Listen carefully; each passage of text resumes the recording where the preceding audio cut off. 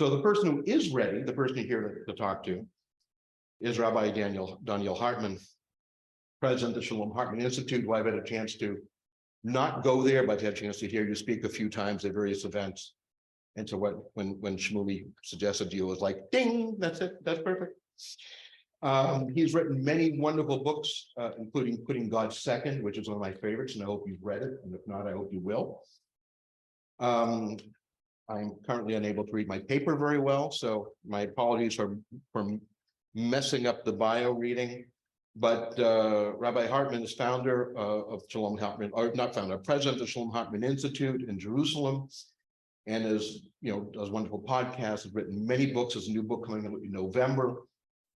Who are the Jews and what can we become? Which is such a profound question, and I can't wait to read the answer. I've already pre-ordered the book from Amazon, so I'm looking forward to that. And his podcast is wonderful, and I'm unable to speak anymore. So with that, Rabbi Hartman. Here I thought that this tonight was just another lecture. I feel the weight, and I am honored to be here. Thank you for inviting me. I want to talk this evening. I'm going to speak briefly, and then Shmuley and I were going to have a conversation. I want to talk about Israel. At many periods in your life and in my life, there are issues pertaining to Israel. There's questions of the relationship between Israel and world Jewry. There are questions of the Kotel. There were questions of settlement and immigration. There were different moments in Israel's growth where the Jewish people around the world were called upon to participate in adding the building blocks to what is now the state of Israel. Today, there is no particular issue.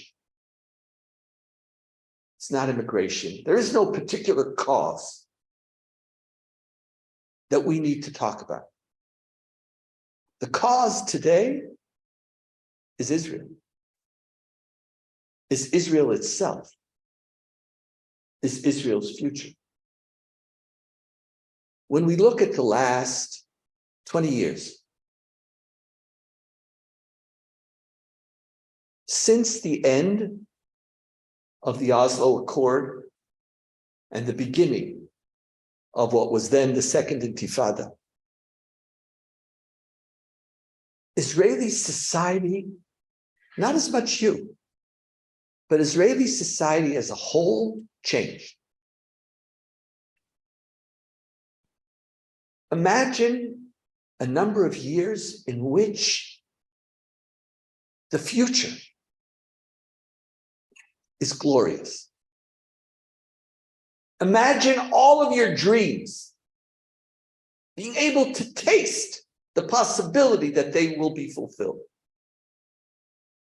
Principle of which was the dream that our children would not have to experience what we experienced when we went to war. That we could actually, our children would be safe. And that Israel, Jewish people, and the Palestinian people would live side by side in peace, in mutual respect. It was glorious. Mid-90s, glorious period of time. And I know that they say it's better to have loved and lost than never to have loved at all. But it's not always true. And even if it is true, sometimes dreaming and actually believing that your dream is going to be actualized, and the moment of profound breaking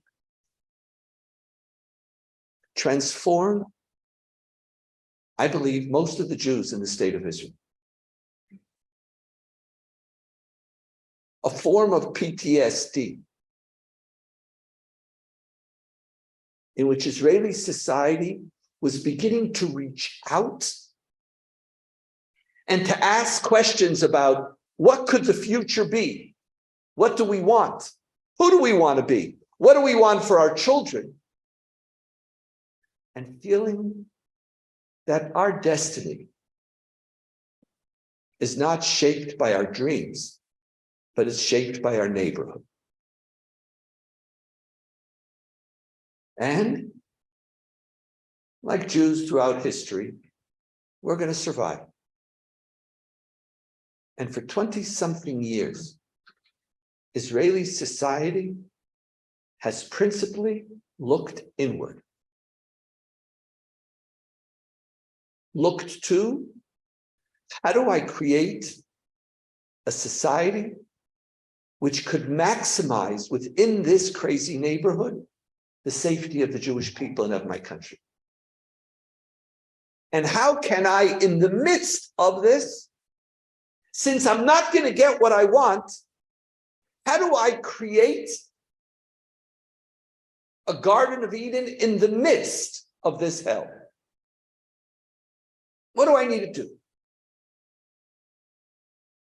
And Israeli society, in one of the most remarkable moves of any nation, started to invest in its own well-being. That's all we care about. Stop talking about peace. Stop talking about other people. Stop talking about tikkun olam. We have a right to be, and we're going to now concentrate on being. And Prime Minister Netanyahu's greatest strength is that he is the Prime Minister of being. And Israeli society trusts him to protect them and to build our economy. This process was a remarkably successful one. And Israelis, in the midst of everything, we were able to advance our security dimensions to, with the exception of Iran, engage only in asymmetrical conflicts in which our enemy might be able to harm us, but we basically remove existential danger from off the daily agenda of our country. And we used our technology to limit even more the ability of our enemies not to kill us, not to destroy us, that they can't do, but even their ability to harm us. And whether it's we want to build a fence or a wall, or whether we're going to move our military to concentrate on special forces, and whether we're going to develop particular skills, no longer in massive tank battles, but in anti-terrorist abilities. And we're going to build iron domes. And we're going to build a Garden of Eden, startup nation. We're going to prosper financially. And Israel today is a wealthy country. We can't guarantee the safety of our children. We can't create in the Middle East, in the dream of Paris, a new Middle East. Well, for the Jews, we're going to take care of ourselves. It was so successful. Israel has maybe the 5th most powerful army in the world, 5th most vibrant economy. The shekel for years was the most powerful currency in the world.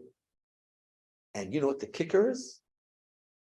Israelis became happier and happier and happier. Do you know how happy we are today? There's somebody who has some calculus. I don't know if it's an accurate calculus, but since the results are complementary, we Jews love it. Do you know what number happy we are in the world? Nah, no one's beating Finland. Like Sweden, like this. We're number 4. I want you to imagine this. In the Middle East, in the midst of terror, we are the 4th most happy people in the world. You're number 18, by the way. You want to understand Netanyahu's power? Was that people felt that in this journey of self-protection and self-concern, this is a man who will best serve us. In the midst of this, even issues of state and religion, or any other internal issue, became subjugated to this cause. So why do I sit with an ultra-Orthodox party? Why do I accept certain legislation? Israeli society, by and large, said, it's okay. We need it for the sake of the coalition that's going to give us the returns that we want. It's okay.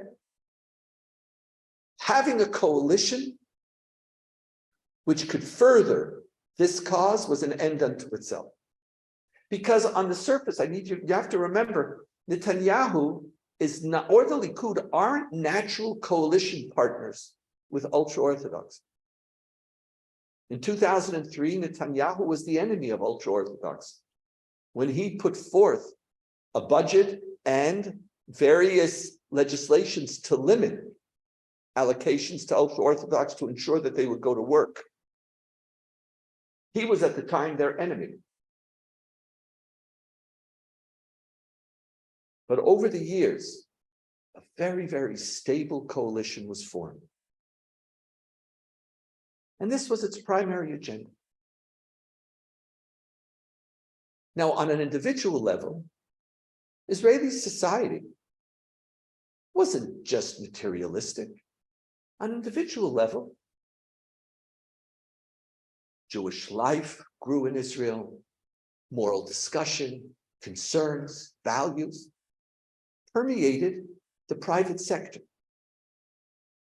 But when it came to voting, security and economics were the single defining issue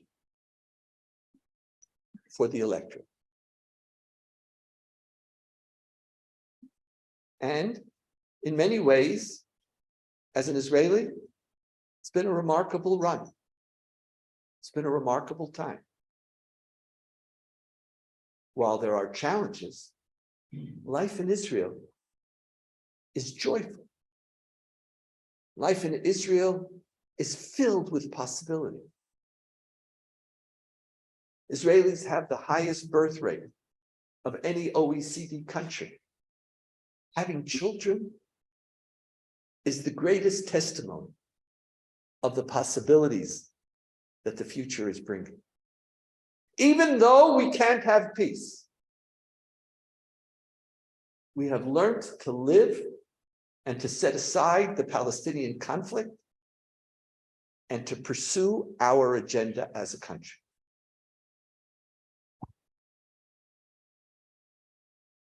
Something dramatic has changed.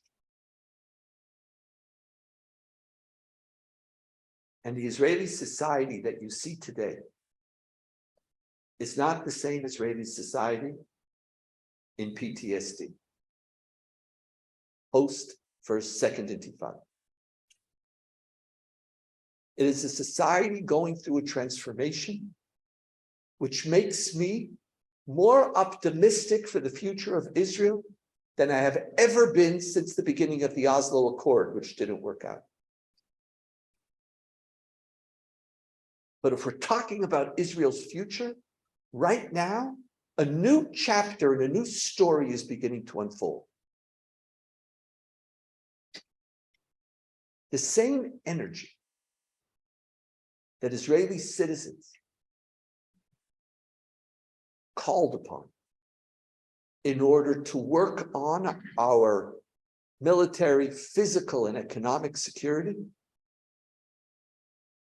for major sectors in Israeli society is now being marshaled not to talk about how do we ensure Israel's survival, how do we ensure the being of Israel, but what type of Israel do we want to have? It is so significant that it has even single-handedly destroyed the left-right-wing divide in Israel.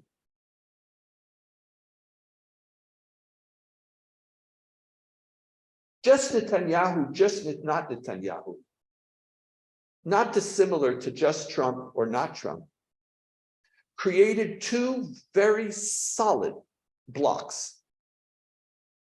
If you're for Netanyahu or not, you're on a different side of the equation. And it locked communities away from each other, as well as certain communities together with each other. If you're a just Netanyahu person, then you have to be with Netanyahu and you create a coalition around that. If you're a not Netanyahu, even if you naturally don't necessarily agree, Avigdor Lieberman, or Bennett, or Saar, these are all names that if you don't know, Google them. Sit with Meretz. Because what do we share? A just not Netanyahu ideology. Does being a Likud member mean that you don't care for issues of human rights? Quite to the contrary. In the history of Israel, liberal values, by which I mean a commitment to liberty of the individual, was always the agenda of the Likud party. More than the Labor Party, by the way, who saw individual rights as a problem in the pursuit of the building of a country. It was Menachem Begin who put forth and always fought for human rights in Israeli society. It was the most right-wing prime minister in the history of Israel, Yitzhak Shamir, who when Meir Kahane was a member of the Knesset, and when he would get up to speak, it was Yitzhak Shamir who stood up, short little guy, but he stood up and led, powerful like a rock, stood up and led the whole Likud party out of the assembly. He refused to stay in the assembly when somebody who he believed was a racist was speaking.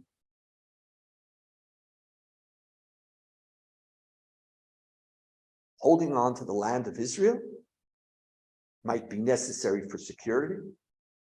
It might be our obligation because it is our inheritance. But what does that mean about human rights, concern for strong judiciary? This was very much the Likud party.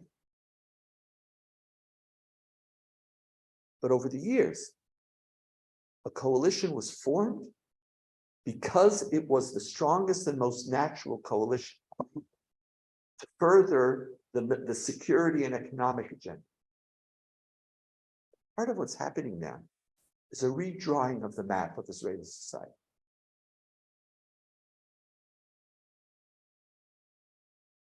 What is your attitude towards whether the ultra-Orthodox in Israel should have to study math or English in order to have their schools funded? Is that connected to whether you believe Abu Mazen wants peace or doesn't want peace? Is that connected to whether you believe settlements are necessary or unnecessary for the future of Israel?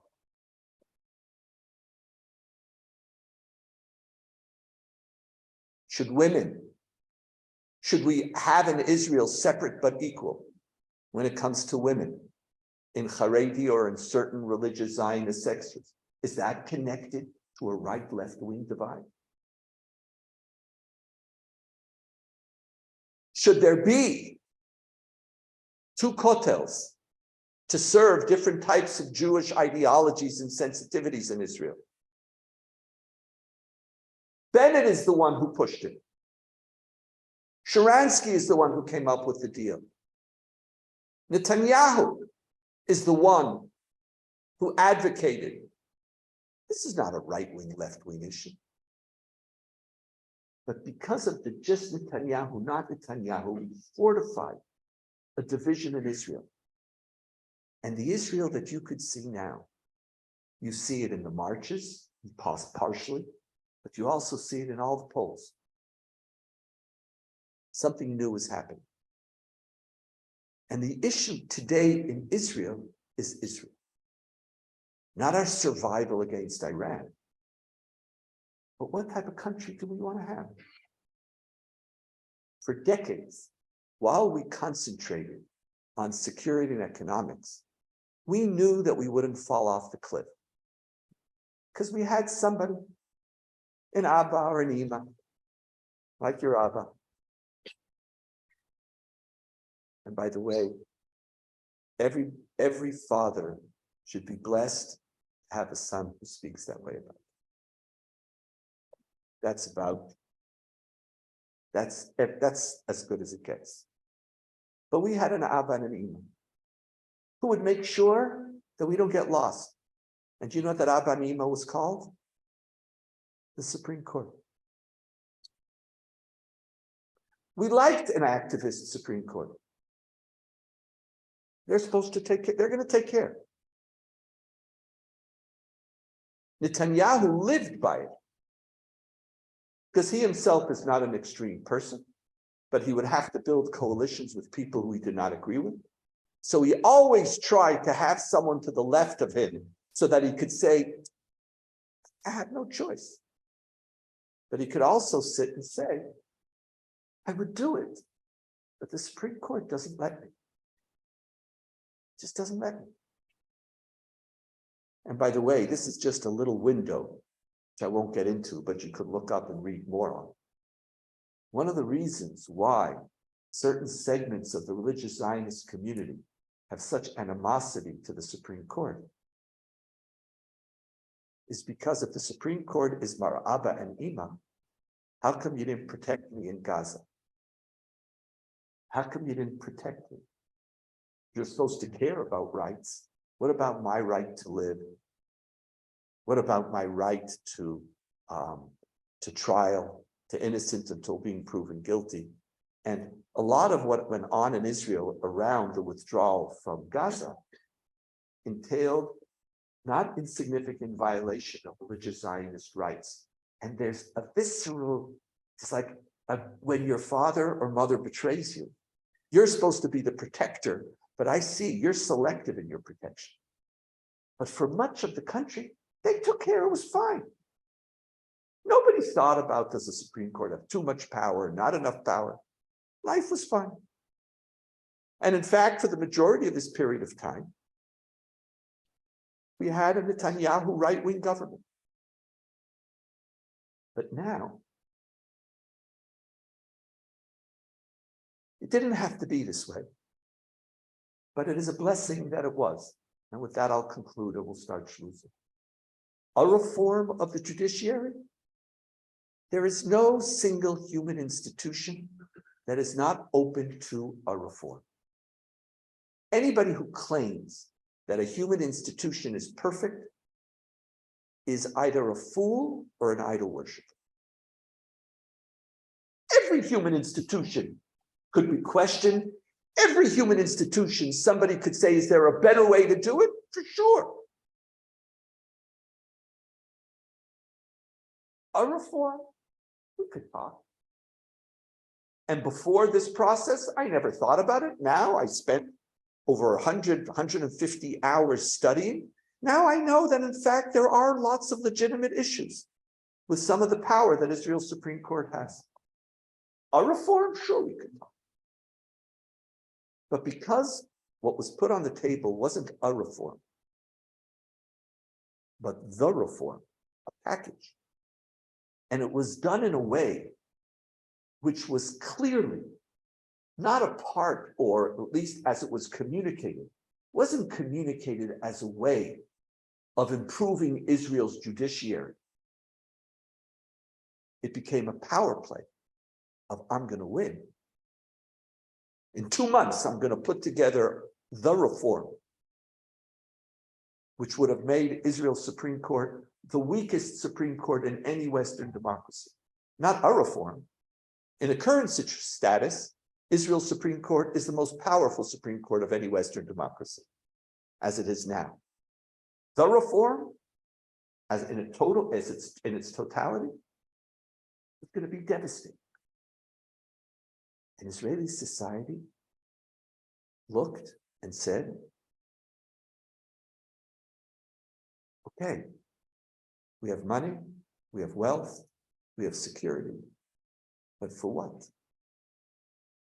And all of a sudden, issues of state and religion, issues of minority rights, issues of women's rights, issues of LGBTQ rights, aren't assumed as something that you could compromise for the sake of. All of a sudden, the package was put forth in Israeli society. This is not who I want to be. You can argue, and many Israelis debate, whether pilots or reservists should say, I'm not going to serve. And it's not a simple issue. But the feeling that it represents is exactly the sense that the system, the fundamental concern has shifted. I was ready to die for Israel, Israelis said, many Israelis. But now they're asking, what is the Israel that I want to die for? Liberal values, liberal Jewish values, and democratic values. Not in the liberal sense of where in a partisan language, I'm talking about liberties in the classics. The sense that it was the Republican Party, which was always the more liberal. I'm not touching your mess. No, I'm not going there. But I just don't want to be misunderstood. Like, oh, he's, progressive. Like, oh, that's your shtick. All of a sudden, Israel's saying, this is what I want. And as somebody who believes that the future of Zionism is dependent on our ability to reflect the best of Jewish values. For sure, we always have to survive. And there's nobody in Israel who's a pacifist, and there's nobody in Israel who doesn't take Israel's security concerns seriously. And there's no one who even doesn't say that it is the first agenda. But now, there's a new Israel being formed right before your eyes. It started with the reform, but the issue is not reforming the courts or not reform. That's not the issue. The issue is the hundreds of legislations which will be put forth if there isn't an Abba and an Ima watching, or if there isn't a coalition which is watching. Because Israeli coalitions and Israeli voters have allowed a process where they don't have to worry. It's almost an infantile process. It doesn't matter. I could say what I want to say. It just won't happen. Like, I know. And now, there's a moment of maturation in Israel. Where will it go? We're not sure. But as educators, as Zionists, as lovers of Israel, there's a new potential. A potential not merely to have an Israel that's strong and that Israeli citizens who are happy, but an Israel which is fighting for its soul. Now, there are debates. There are serious concerns. And we don't all share the same idea of what Israel must be. But that's the conversation I want to have. Paradoxically, the ultra-Orthodox are the ones who thought very seriously about what Israel should be. But it's time for modern Orthodox, traditional, secular. It's time for Jews and non-Jews to start the next conversation of Zionism. Now that we are, and we still have to watch, but now not just to be, but to start a conversation of who we should be. And to live in Israel at this moment, I personally demonstrate every single week. It's exhilarating. We're on the dawn of a new era. And enjoy it. And as we'll talk, participate in it. It doesn't matter whether you're Democrat or Republican here. And it doesn't matter whether you're right wing or left wing there. It's time for new categories, time for new thinking. And it's time to engage in the new challenge of Zionism. Thank you.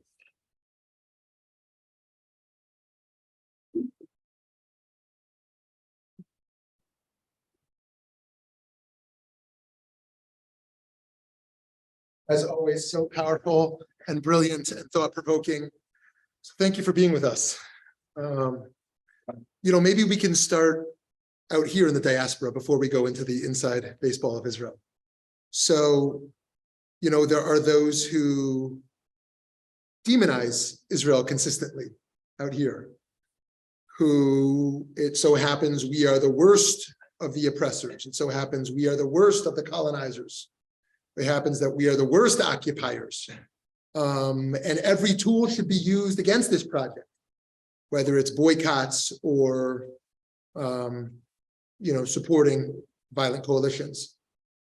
And there's a whole bunch of strategies as to how to combat that. And I wonder what strategies you think are most effective and hold our moral integrity intact. Those who want to make sure the right politicians are elected, those who want to educate or do better PR, so to speak.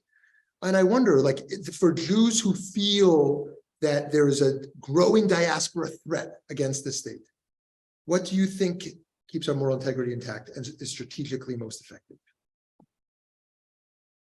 Hi. See, what's really difficult is that we are part of a tradition that sees criticism as a halachic obligation. And the fact that you're laughing, which was great, it's actually one of the 613 commandments. When you see a fellow Jew doing something wrong, you are obligated. It's in Leviticus 19. You're obligated to stand up and talk. Love your neighbor involves criticizing them when you think they're doing something wrong. That's our tradition. Being silent is an act of alienation, not an act of loyalty. Oops. Scott. Speak to you later.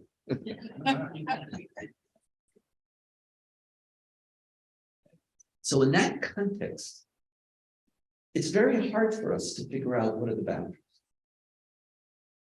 Now, for decades, we trained you to be silent.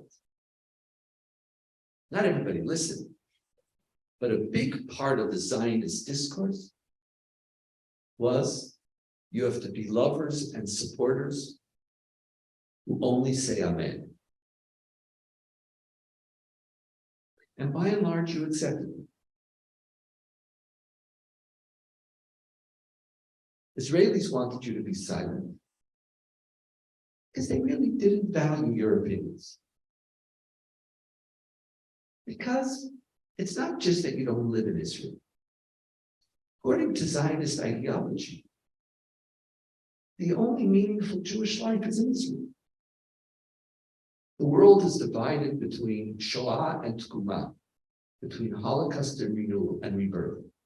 Israel is rebirth. That means you are a Shoah phenomenon. You have nothing to control. You know what? So you have money. So help. But to think that you're a player, you're not a player. And Israelis, we're not ambivalent about you. They just didn't like you. It's deep. There's like something you shouldn't be. Like, who are you to tell me about it? You're just, it's not just that you don't know. Just you get to be silent spectators, to use the base in the show. And I'm the player in the show. And on top of that, especially since so much of our agenda has been security, you're going to determine or try to shape when my child goes to war. It's pasnish. You know what pasnish means? It's not just wrong, it's aesthetically repulsive. Really? My kid should die or live? Really? And most North American Jews understood. They felt, still 6,000 to 10,000 miles away. So there was criticism, but it wasn't conditioned. And there were conversations about who you can criticize, who can criticize, where you can criticize, what you can do. It's like all of that stuff. And there has been ongoing conversation. It's not that people silenced North American Jews, like Beinhart's state. It was an internal silence. It's just, it's important. But as time has passed, when silence is the rule of the game, you have greater and greater alienation. It's just the story. You don't want to be alienated? Silence is not, it's just, you can't say, I want you to love Israel, but it just doesn't work that way. It's just not the way relationships are made. Maybe ones that you inherit, but not ones that you have to choose. And unfortunately, one of the tragedies of Zionism today is that the places where there are the most vibrant, and this is coming more directly to what you asked, the more vibrant criticisms of Zionism are in the anti-Zionist camp. Now, Zionism cannot sustain itself in North America with that reality. Just can't. You need to have a vibrant conversation about the Israel that you want. And if you don't have it, then the conversation is going to be a rejection of Israel. And, but there too, it is intolerable that the only country whose existence is illegitimized as a result of its failures is Israel. That's just not coherent. And that's when anti-Zionism begins to touch to anti-Semitism in my mind and in the mind of many others. You want to criticize Israel? I'm very critical. That Israel is the worst, most oppressive. These categories just aren't relevant. They're not relevant. And so how do we have a responsible conversation? Now, that's part of what I find so exciting right now. Because right now in Israel, the conversation is not criticism of, but demonstrating for. It's about talking, not about what Israel's doing wrong, but what is fighting for the Israel that you want. So that's the dance. And I know very often, and again, I'm really not commenting about what you do, because I watch you and I read about you, but I'm not living in you, so it's not. But it seems that nuance is not profoundly abundant. It's like, it's just sort of, you watch it, it's. So what I hear you saying is that our public voice ought to be those who are lovers of Israel, less a justification and a defense, and more an aspirational language. And because the defense is usually, who are you? Or you know what the great defense of Israel is? This is just tell you how hard it's come. Do you know when what's called a great defense of Israel? When we can get somebody to admit that it's complicated. Really? That's it? Like, that's the height? It's complicated? Because complicated is meant to silence you. So I'm going to take you to Israel. You have one opinion, but I'm going to expose you so that you leave, and it's complicated. Really? Now you're going to build a new generation of people who are, remember, Jews by choice, who choose whether they come to shul, choose whether they see themselves as Jewish, choose whether they belong. They're going to choose Israel, to have to choose a relationship with Israel too, just like they have to choose whether they belong to a shul. And you think someone's going to choose because you've reached the level of convincing them that it's complicated? Like, what are you going to do with that aspirationalism? Like, what? So, and that is absent. But right now, that's a conversation taking place in Israel. And if you join it, it's no longer just a conversation. Do you like Netanyahu? Do you not like Netanyahu? Do you like the coalition? There is an Israel that is marching in the streets who mirrors a lot of the values that you care about here. So it gives you a chance to be a partner. So, it's no chidush that young American Jews are drifting from interest in this, by and large in America. And assuming our educational institutions even thought this way, not just about history and advocacy, but thought about being dreamers of a new Zionist project, dreamers of a next stage, assuming that was even the case. What would a next Israeli coalition have to look like? What would a next Israeli site have to look like to be a partner with young American Jews, for that to even be possible? See, I'm working like crazy on this, not alone, but I have shifted the whole methodology of my institute from a long-term work, because educational institutions are marathons. Like a lot of your work is about 1K, 5K.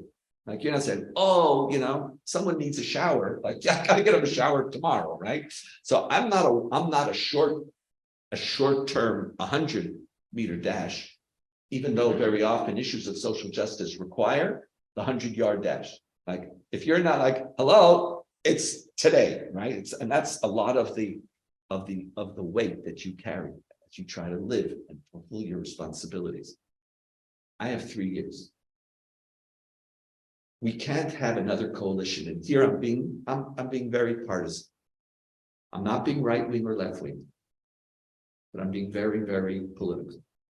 We can't have another coalition like this and think that North American Jews are going to stay. Maybe, again, I don't want to be apocalyptic. Could be 1 more, 2 more. Forget it's like 12 years. No, they're gone. You don't have 12 years. Now, I had a great respect for Naftali Bennett, even though he might not have personally liked him. He was much more to the right, and I'm more center left. I would invite him to come to the Institute, but he wouldn't come. Like even before he was prime minister, which he didn't have the time. It was not where he aligned himself. But at some moment he got up and said, all of my right-wing ideology is relevant right now. We have to come together because 90% of us or 70% of us agree on 70% or 90% of the issues. So why should I let my 10%? Because Naftali Bennett, by the way, when he was Minister of Education, supported the work of the Hartman Institute because he's a liberal Jew. Naftali Bennett was the one who pushed for a liberal kotel in which conservative Reform Jews could go. He was the one who pushed it. But he represented an idea in which right-wing and left-wing and center could sit together in Israel and build a coalition around a new agenda. Now, part of his agenda was, again, economics and just getting the country working. But the big flaw of his National Unity Coalition is that while he was on the right, his voters were to the right of the Likud and didn't want him to join. So he ended up being alone. And we really didn't have a right-wing coalition. I want to see a coalition made up of religious Zionists and traditional Israelis and right-wing and left-wing and center. There's almost no left-wing in Israel. Who build a coalition, Jews and Arabs, who build a coalition around the new agendas of Israel. What does it mean to be a Jewish democracy? And who talk about it.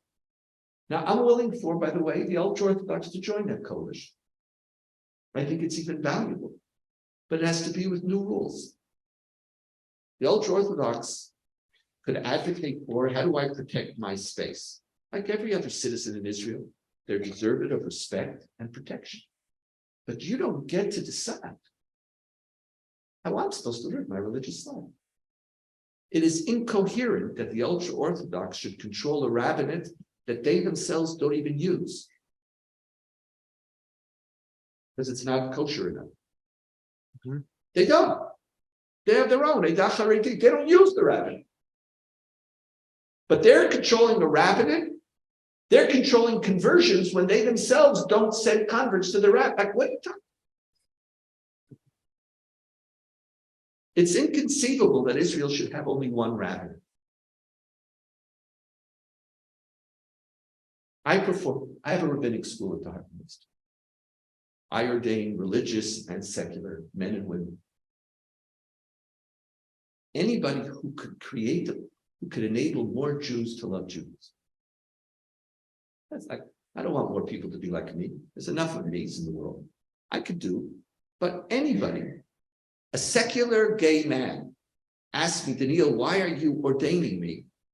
And I say, because you could reach Jews that I can't, and you could make them lovers of Jews. Does the rabbinate recognize? I don't know. But we don't care. Because the market, we're doing hundreds and hundreds of weddings a year. By the way, by law, we could be put in jail for performing those weddings. It's against the law. Mm-hmm. The market, like, I want a coalition that talks the talk.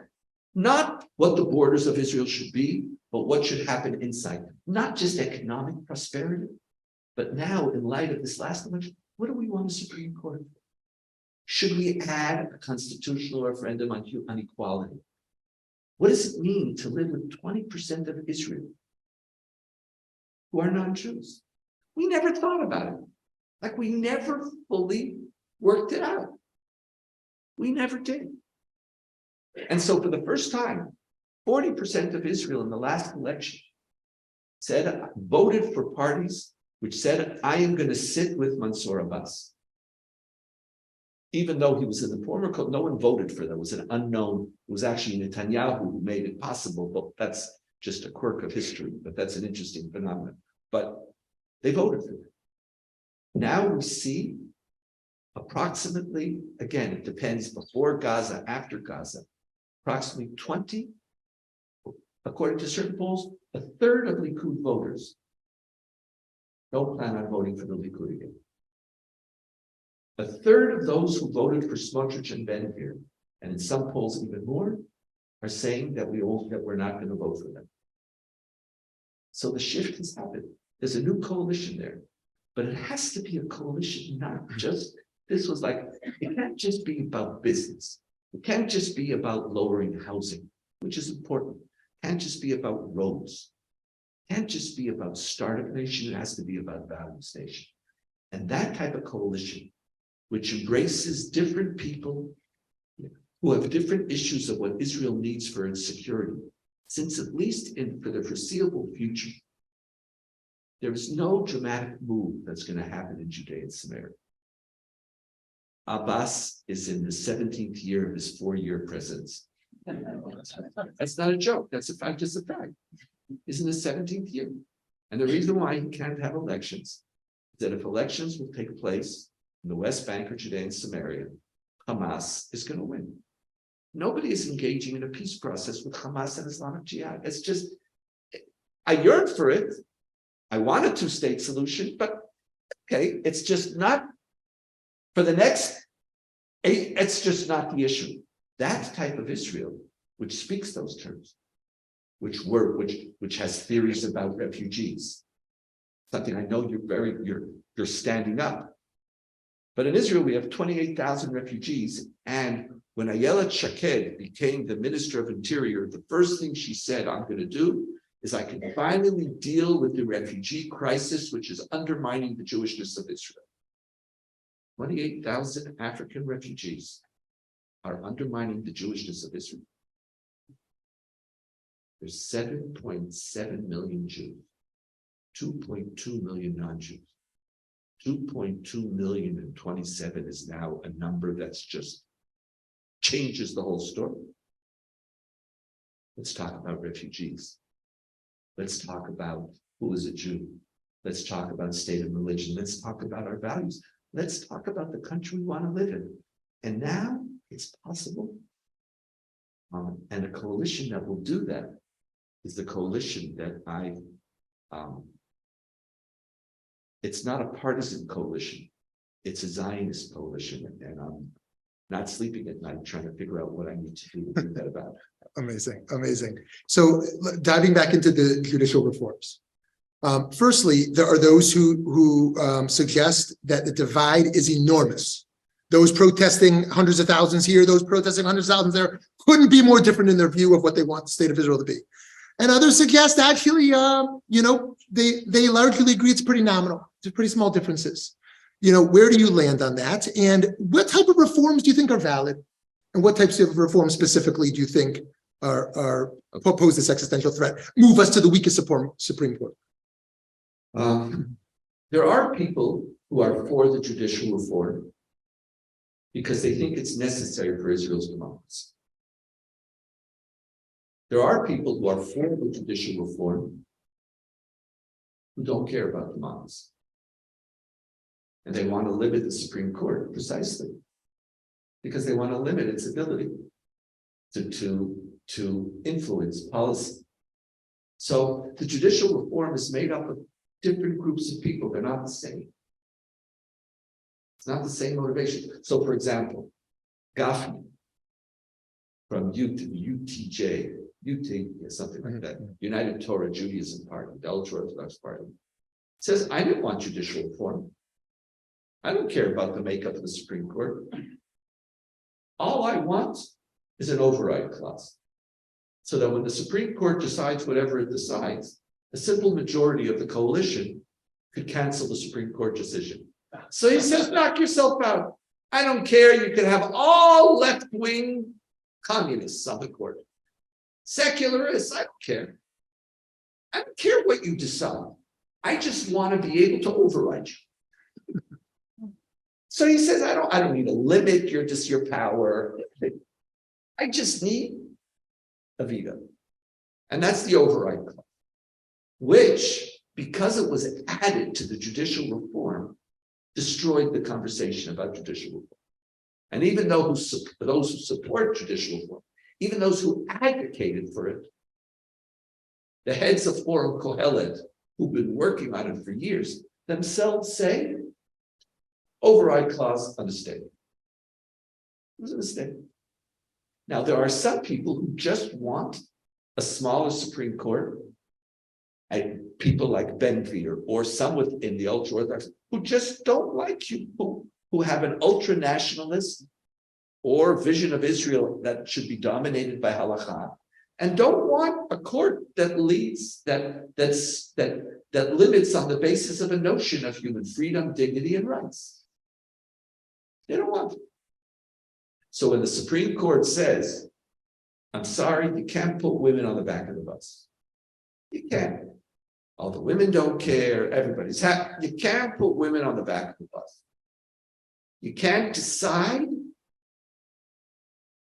that you can't put women, posters of women on buses. You can't sort of move them outside. You just can't do that. Or a Supreme Court that decides that an Israeli citizen who gets married on Zoom from Utah, that is a marriage. Because under Israeli law, you can't have a civil marriage in Israel. But if you marry outside of Israel, Israel has to recognize your wedding by international law, because otherwise Israel's weddings will not be. So Supreme Court is standing there. Supreme Court says the settlements in West Bank are legal. Supreme Court has ruled that the settlements in the West Bank do not violate either international law or Israeli law. And that it's in the hands of the government to determine the future of the West Bank or Judea state. But they stated, you can't build settlements on private land, because one of the rules of occupation is that you can occupy the land controlled by the prior government in the event that it was captured in a war of self-defense, and you can't yet return it.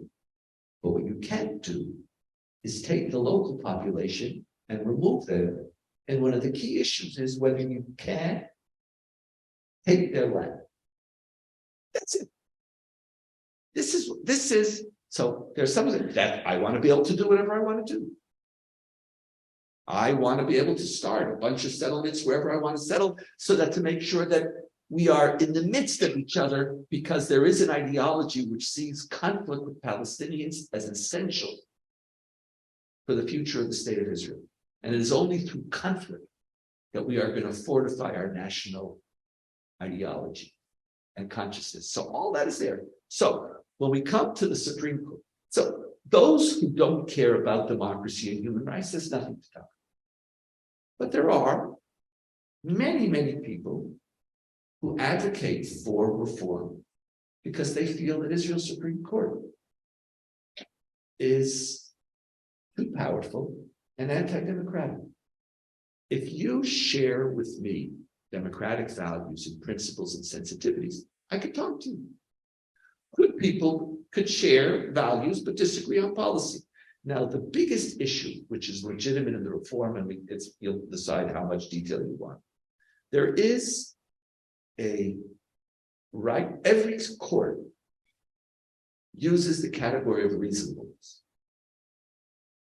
to ascertain to what extent the police or the executive, principally government, is implementing a law. A law is passed. Are you reasonable in the use of that law? So you say you could search if there's cause. Was there cause? Was there not cause? Are you being reasonable in what you're doing? Now, courts are constantly using reasonableness to try to assess what was the intent of the law and how are you implementing it in a reasonable. That's what courts do.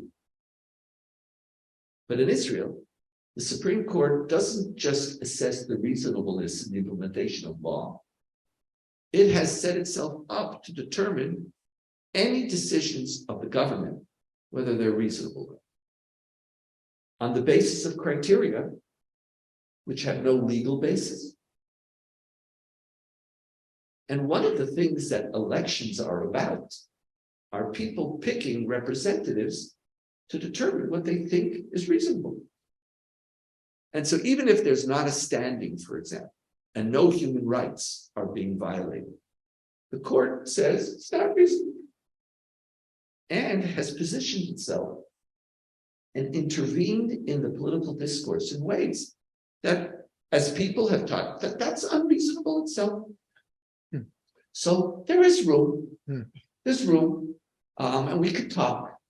Serious people who care about human rights, care about democracy, care about the need for a strong judiciary, can reach compromises. But the problem is, today, more often than not, even when you have a substantive position, you end up locking yourself in a partisan universe in which you undermine the depth of your substance and you just become a mouthpiece. And when that happens, when mouthpiece speaks with mouthpiece, compromise is very hard to find. So a last question before we open up the conversation, and it's not a question you're going to like, because I'm going to ask you not to be a dreamer. I mean, you can't have your cake and eat it too. I want to have my cake and eat it too, but you can't have, you talked about being Jewish and being democratic, right? And we want that. But in the event that we have to choose one, in the political scenarios that we don't move down the path where we can either have Jewish sovereignty or we can hold up the highest levels of democratic values, which of those do you choose? So this is not a dream. I don't believe that Jewish and democratic are in conflict with each other.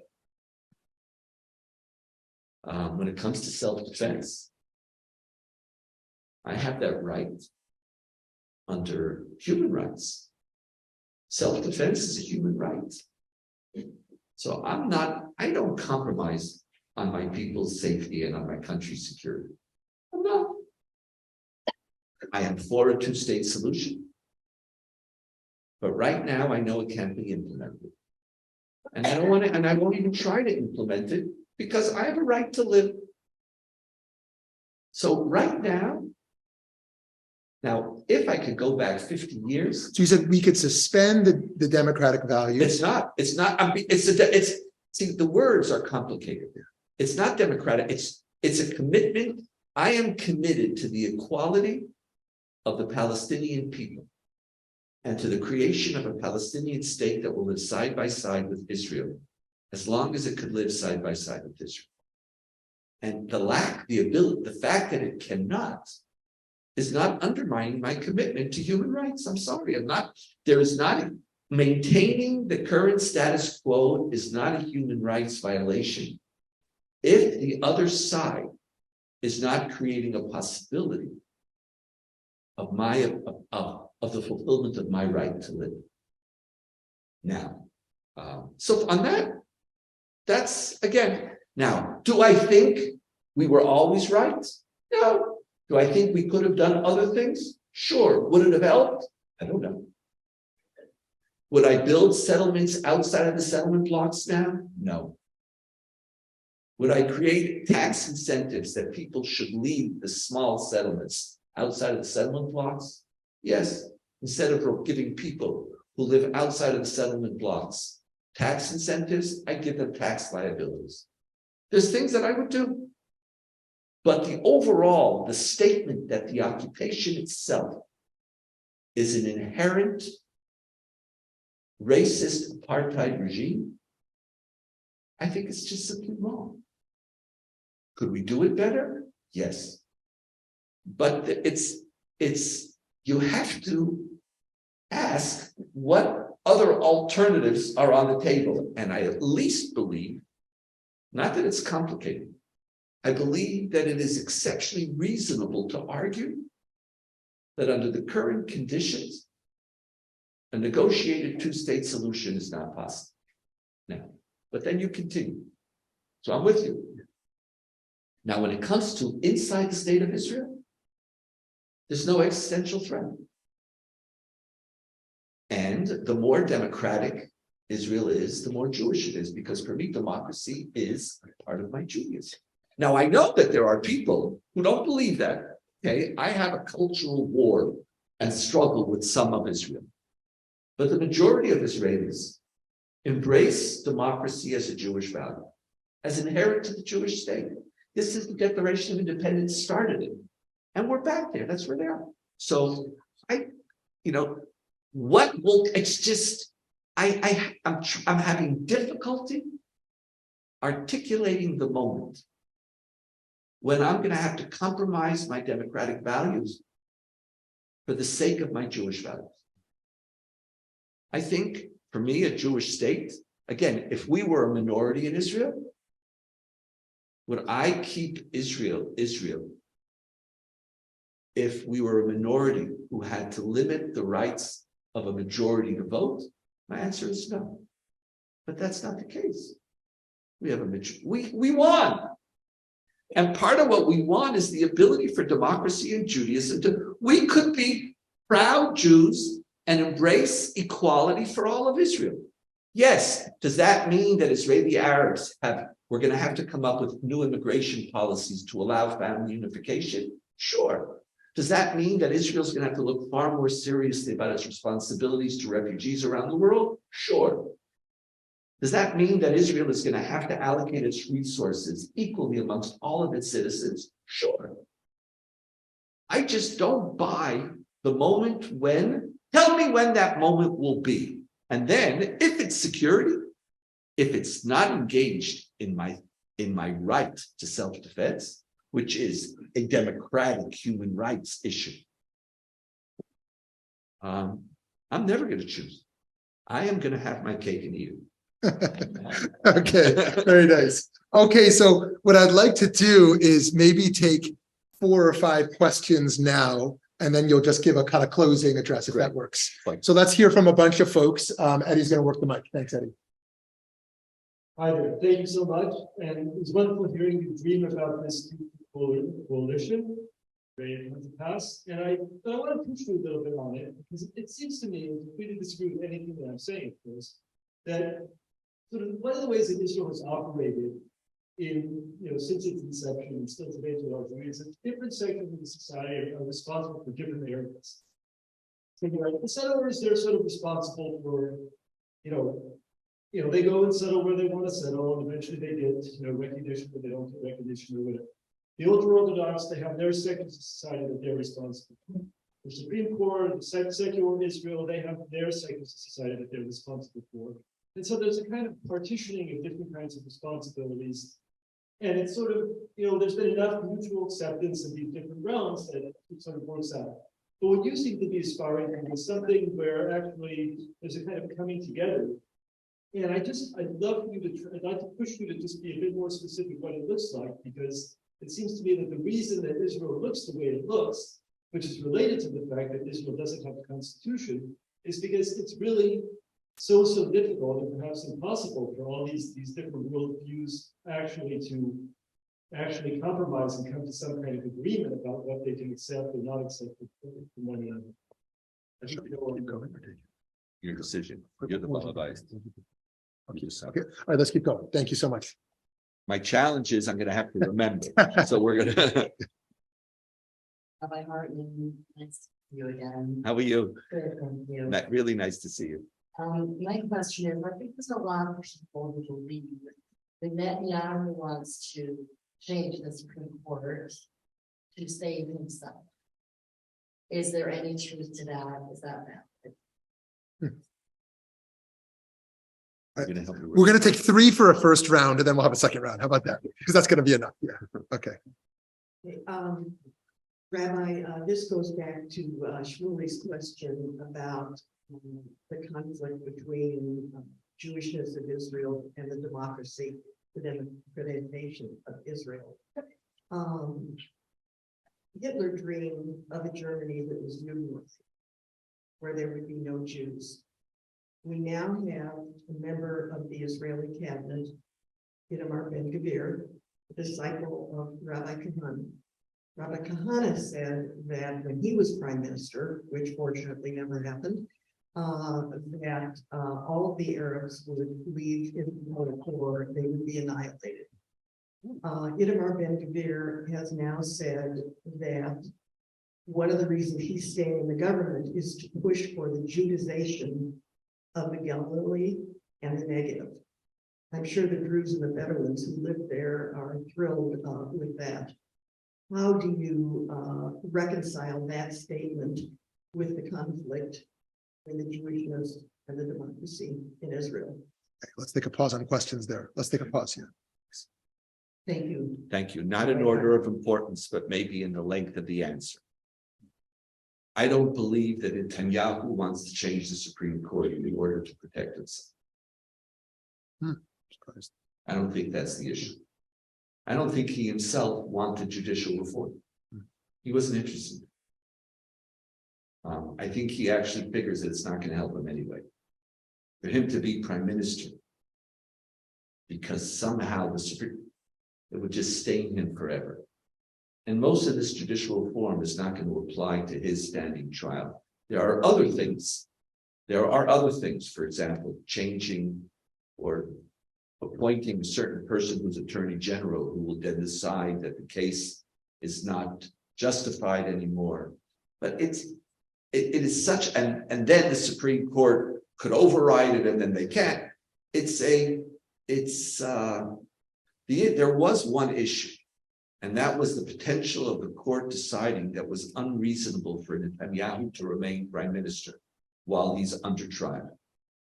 There was a petition, and they decided not. But under Israeli law, a person can be accused of a crime and not be forced out of becoming prime minister. So I don't think that's the primary motivation. I think it's more, I think Netanyahu personally, again, and everybody in Israel has their own inside sources, has lost him. I think the trial, his wife, I think the whole environment within which he lives has destabilized many of the choices that he's making. And I think the people who want the judicial reform are Levine and Rotman. I don't think it wasn't a primary Likud issue. They wanted to change some of the makeup of the election of justices. One minor issue, which could have found a certain, and again, so I actually don't think that's the issue. I think the coalition that he formed, which is then advocating for all this without him stopping it, is a byproduct of his weakened position. So I would direct that way. Your very thoughtful, detailed question. Itamar Ben-Gvir formally declares that he no longer adopts those positions of Meir Kahane. He has said this over and again. The Judaizing of the Galil and the Negev, which is a very, very problematic statement, but is very widely accepted in Israel, unfortunately. It's one of those moral lapses. Has nothing to do with removing Bedouins or Arabs from the Galil or the Negev. It's about growing Jewish population there. Which, again, the language of Judaizing is an abomination. But it is an abomination. It goes back to the founding of Zionism. We want to liyahed the Galil v'Negev. That was Ben Gurion. Peres, Rabin spoke about it. It's not a Ben-Gvir. Now Ben-Gvir, and even when all is said and done, even if Ben-Gvir is a racist, Ben-Gvir on these policies is not determining the policies of the government of Israel. The fact that he's in the government is an abomination, but it's not the same. So everything has gradations, and those gradations are really, really important. Because Judaizing, it's not about banishment. It's the Zionist dream of settling the land, and it goes back to another era. So that's, and I don't like Ben-Gvir, but since he's been in power, his ability to advocate for racist legislation has been non-existent. Doesn't mean it will stay that way, but we're going to watch it. As to your comment,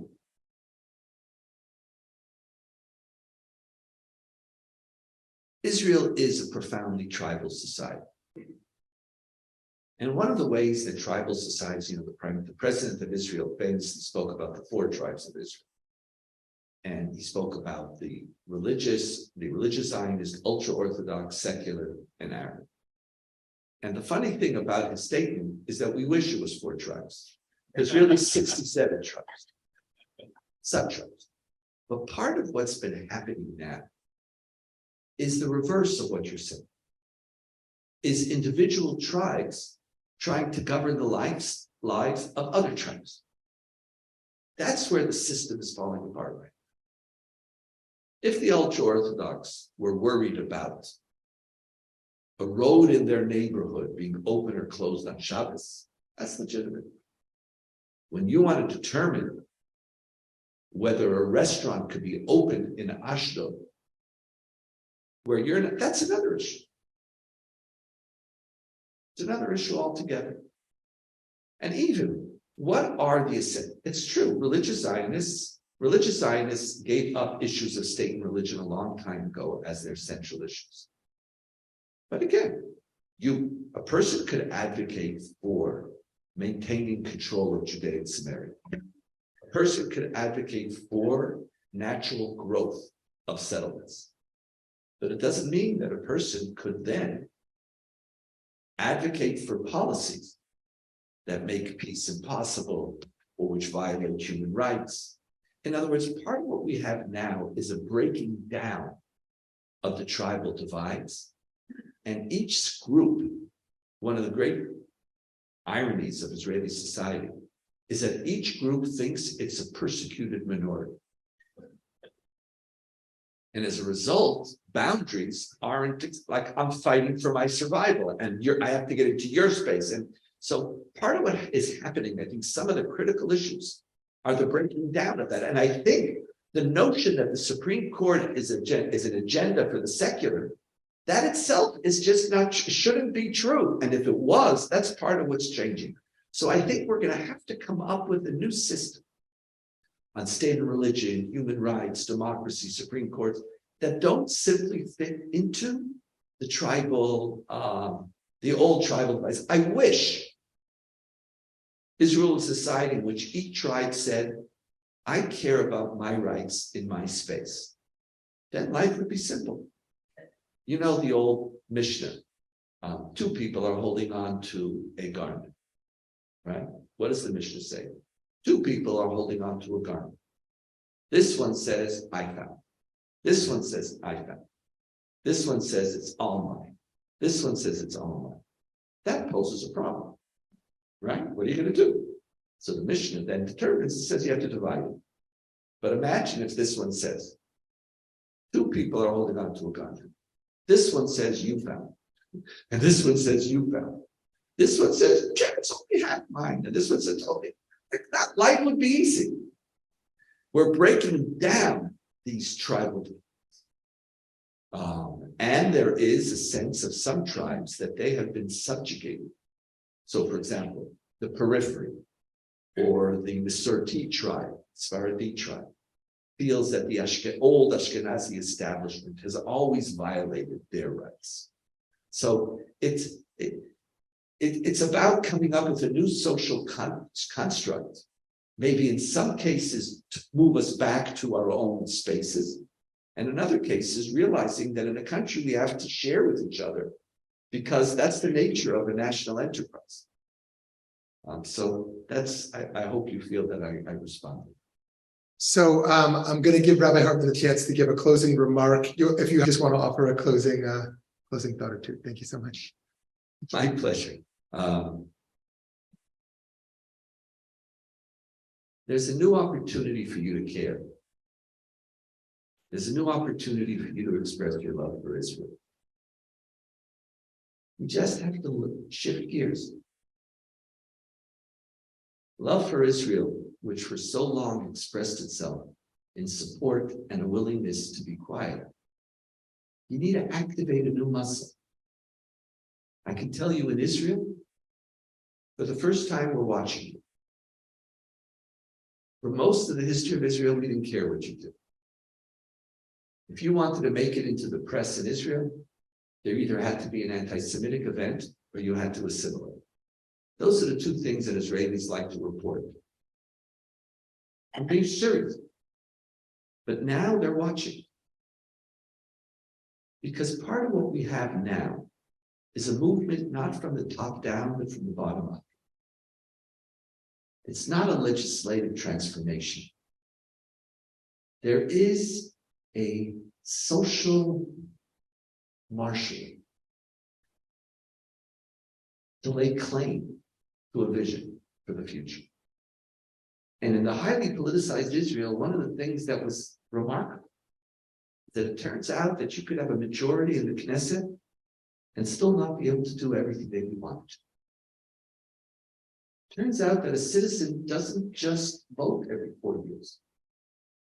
That we have voice. And that voice is powerful. You could be part of that voice. Israeli Jews want to hear you, or my part of Israeli Jews want to hear you. And they take comfort and they take strength from you. that same Israel would say, shh, be evangelical. Israelis wanted you to be evangelicals. Support us with no moral aspirations. Now, Israelis are looking for partners. Find ways in your community to be a part of a new conversation. I, by nature, I'm just an optimist. But the reality is you can't be in education without being an optimist. It's just the wrong field, right? If you don't think that change is possible, you're not in the change business. But there's grounds for my optimism. And we have a moment in which we can marshal as a people. And not just each time talk about what Israel has done wrong, but to think about, to engage, advocate for, support, give voice to the Israel that we've all been dreaming. We're strong. Now we have the space. My bracha to you. It's really a bracha. It's not a prayer even. I'm not praying. My bracha is that you'll find that new voice for yourself. And I firmly believe that Israel and Zionism will have new meaning in your life. And in that new meaning, you will be players and contributors, together with the liberal forces in Israel, for building a new future. Laila Tov.